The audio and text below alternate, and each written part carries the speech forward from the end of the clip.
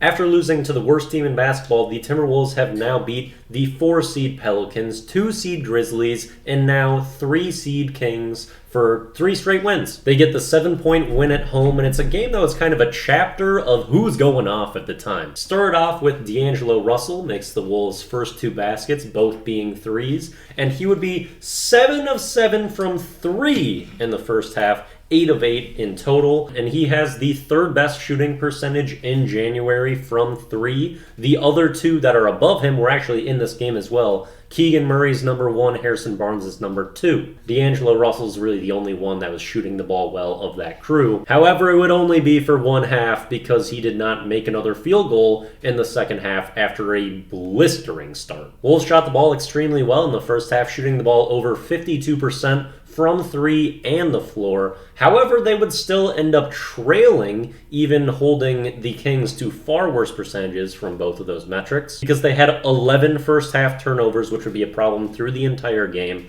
and they were very sloppy tonight. They would also foul the Kings a lot, and in that first half, the Kings had 19 free throw attempts, which they made 16, to the Wolves, who were 5 of 7, and 5 of those being Gobert free throws. And then here comes the third quarter. Historically this season, a nightmare for the Timberwolves, and we won it again. Back-to-back games of Anthony Edwards going crazy in the third quarter with almost all jump shots. You saw a lot of mid-range and then mixing in the threes there too. When Ant's at his best, it's usually driving to the basket, getting to the rim, putting constant pressure.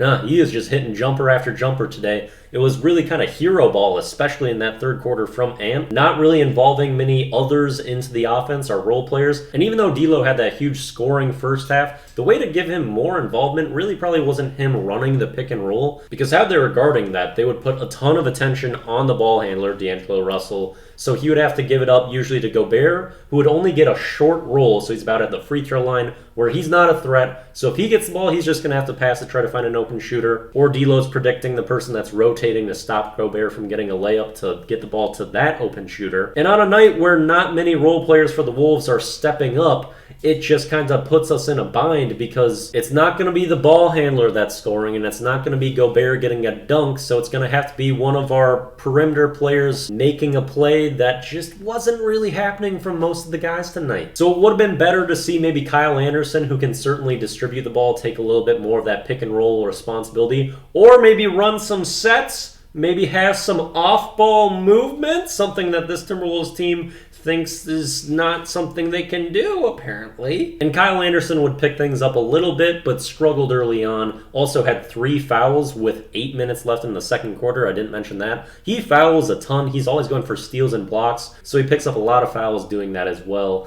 And that's kind of the trade-off you have to have when you're that aggressive of a defender. Then the final chapter of a Wolf going off is kind of Naz Reid in the very end of the third quarter, start of the fourth. He goes on a flurry, big-time dunk, gets a floater in there, mixing it up, showing you every element of his offensive game. Wolves would have a low double-digit lead through most of the fourth. Then De'Aaron Fox picks up his 5th foul with 7 minutes left. You're feeling pretty good. And he's able to play the rest of the game in like all of those minutes. I was really disappointed that the Wolves didn't try to be a little bit more aggressive and try to at least involve him in defense, give him a chance to pick up that last foul, because he was torching us to end that game in clutch time. And it was D'Angelo Russell, the guy who's our second best player, 7 of 7 from 3 in the first half, 8 of 8, and he was unwilling to be aggressive, to really attack the basket, do anything, make De'Aaron play defense. And so not even trying to involve him, get him out of the game, I thought was a huge Osai out of our team. And it's so tough with D'Lo. Like, I really do love this guy as a player, but there's so many long stretches with D'Angelo Russell where he is just not impactful. It was an entire half this game. You see the talent that he has and how amazing he can be,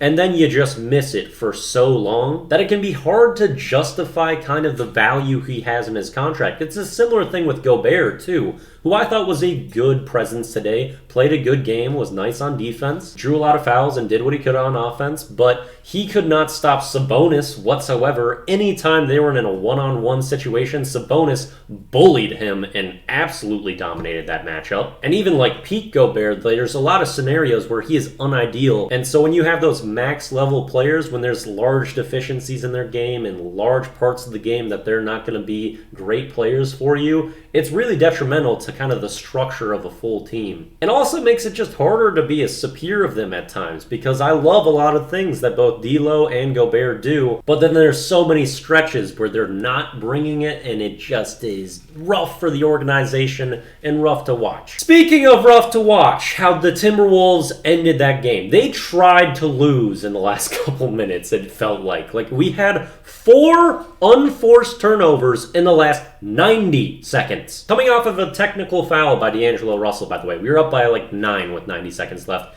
He gets teed up. They actually miss the free throw, but then we throw it in the backcourt and get an 8-second violation, completely unforced. Anthony Edwards dribbles the ball out of bounds. Jaden McDaniels is standing out of bounds. Anthony Edwards throws the ball out of bounds. Like, we didn't even have to be guarded by the Kings, and we're just giving them the ball back, and then we would foul them like 6 seconds into the shot clock. It was horrific endgame execution from this team, and it's a very regular thing. You see this team blow leads all the time. Luckily, Anthony Edwards would hit a dagger 3 to put the final seal on that game. He was incredible. 34 points, only 1 made free throw, only 2 attempts as well. Dude just gets buckets, gets absolutely no favors from the Insucky Rhymes, as he's not been stamped with approval from the NBA. Because if he actually got some respect from these officials and from the league, he'd probably be averaging close to 30 a game. But that's just still not the case. Maybe it'll happen eventually with one of the most charismatic, exhilarating people to grace the court that we've seen in ages, who's only 21 years old. But yeah, whatever.